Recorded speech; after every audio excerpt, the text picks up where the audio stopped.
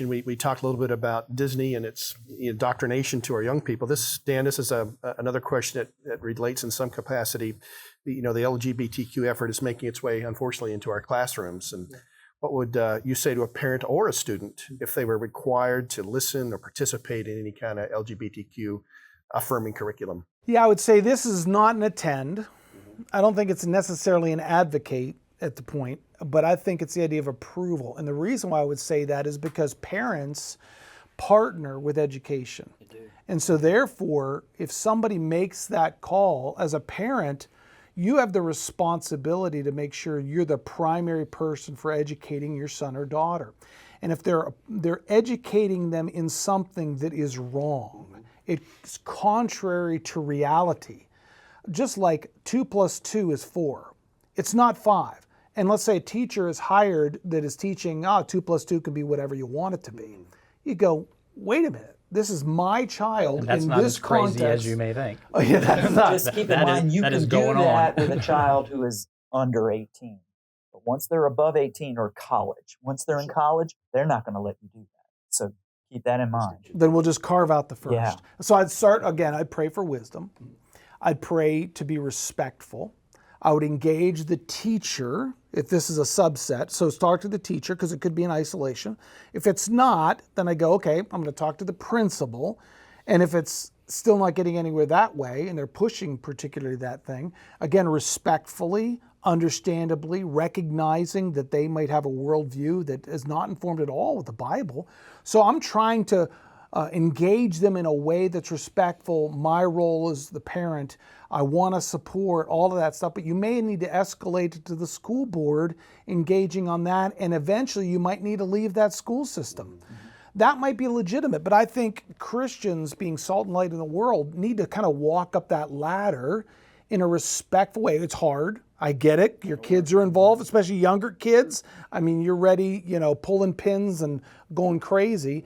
But I think you need to do it knowing that not only you're trying to take a stand, represent the gospel, but you're also modeling for your child. That's right. If you're talking bad about the teacher, about the principal, how could they do this? Who do they think they are? Your kid hears that.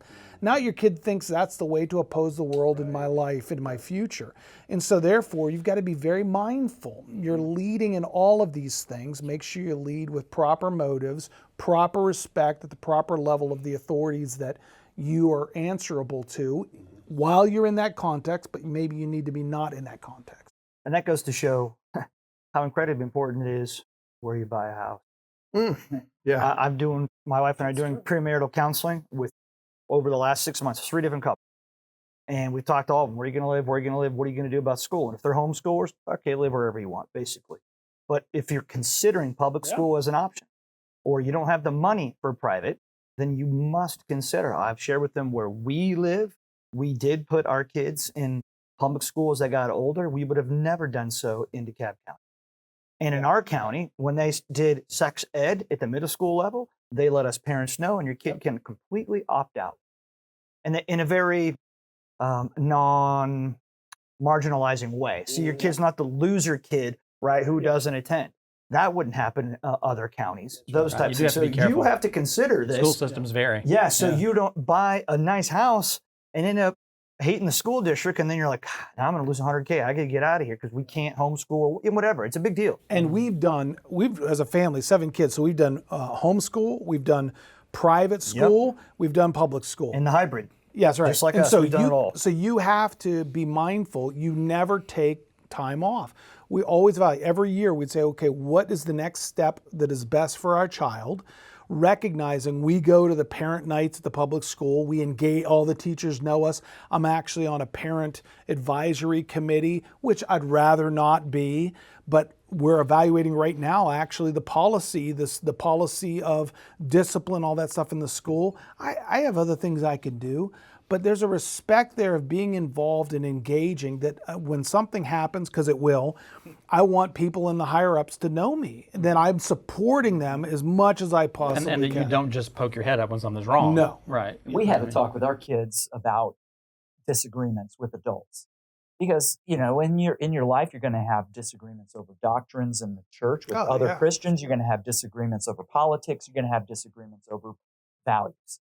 And we've had multiple talks with our kids that, hey, if you're ever in a situation where you're in the presence of an adult and that person says something which you know that you don't personally or your family doesn't agree with, the area of politics, doctrine, or whatever, your first responsibility to that adult is to show them respect. You are not to be that precocious child who makes a scene because they're wrong and they're bad. If there's something that you're not sure is correct and you need to take a stand on it and tell them, I don't agree with this particular do it, you do it in a respectful way. If the teacher really pushes back on you or the adult really pushes back on you, that's when you say, I really need you to talk to my parents. I think we need to have an opportunity. So I'm going to talk to my parents tonight about this and have them call you or whatever. But you do it in such a way it's not a threat. That's good It's advice. not. It's not angry. That's It's right. just I don't think I agree with this, so I need my parents involved. Yeah, that's good. That's good. It's the James, quick to listen, slow to speak. Right. It's the deliberate response. The other thing I've told my kids is, because this person isn't necessarily out to get you, serve them well by not making a statement but asking a question. So when Christ asks a question, the person has to divide their energy up from listening to what the opposition says and then formulating an answer, versus if you make a statement, all the energy can go to coming back at you with an answer, and that's how it can escalate. So you serve somebody well by entertaining your proposition, by asking questions. Now you have to do some work there. Think about, well, what about in this situation? Or how would you apply this in this situation? So that person gives them an opportunity to retreat, adjust, whatever, and that's a form of respect. And I think that is easy to say, Sure. very difficult to do. We're training kids to do evangelism, and it's a very difficult thing to get them to know what question to ask, and because you get emotional in those fired circles. up. You get gunched up is a great word. Yeah. Your mouth gets dry, your hands shake, the adrenaline is pumping, and you don't know what to say. So practicing that is a technique, and talking to your kids about what will you do if Mrs. What's her name at the school starts talking about Heather has two mommies, right? Yeah. What is the thing you're going to say in those circumstances? Or what is the thing you're not going to say in those circumstances? Yeah, and we've done in the car, I'll have situations, I'll propose them after dinner. What about this issue? What would you do? You take advantage of those times in which you're engaging your kids. And again, you're flexing that muscle. You can't be passive in parenting. You've never been able to, but you certainly can't today.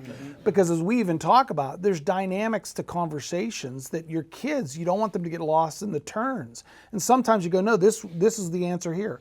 Oh, that circumstance, you need to think about this, and this. And an excellent way to do that is the leveraging the everyday things that you do. We would watch TV together as a family, and if something came up that was an ethical question, we watched a lot of Star Trek and shows like that where they were always dealing with philosophical or ethical or political things, we'd stop it and we'd talk about it. We'd say, what would you do in that circumstance? What would be the Christ-like thing to do? Or what would your answer be? In even divorcing it from any issue of where Christ is or not, but you're giving your kid an opportunity to flex that muscle that you're talking about and to think, okay, how would I answer that? And how would I do it in a respectful way? How would I do it in a thoughtful way? And, some people might think that that's over the top and nerdy, but that's what we're called to do as parents. And as a parent, don't feel like, well, I don't know all those answers. Go, oh, that's great. Let's kind of keep the conversation going. Go and find somebody who maybe is more mature, or maybe a pastor, and go, what would you think? Where's this Bible speak to this? And just recognize it not as like a sitcom, like a 30-minute thing. You have the proposition, the problem, and then it's solved. No. It's a conversation. And this could last for a long time. That's right. And go. You remember that we were talking about the other night? I was reading on that. That's right. It came up. And I think I was wrong. I think I was wrong. I think that I've got to reconsider that. I know. That's why I bring it up. Ken's a beast. Well, that's good stuff. Thank you, guys. That's good. Good stuff as parents to deal with this as well. All right, let's move to the next one. Larry, back to you.